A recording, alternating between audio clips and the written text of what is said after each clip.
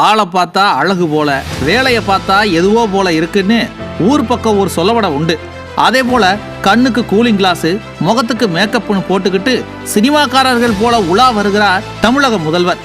எந்த sun glass புகைப்படத்தில் மின்னும் என அலங்கார ஆராய்ச்சியில் மூழ்கி இருந்த தமிழகத்தின் முதல்வர் ஸ்டாலின் அவர்களே, ஏன் சார், அரசியல் அப்படிங்கிறதே ஒரு பொது வாழ்க்கை தானே. அதுல மக்கள் சிந்தனை, சமுதாய வளர்ச்சி, சமூக நீதி இதை பற்றிய சிந்தனை தானே இருக்கணும்.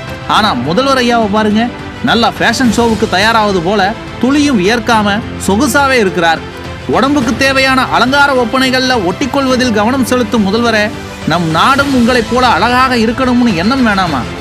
ஏன் கேட்குறோம்னா இதை கொஞ்சம் பாருங்களேன்.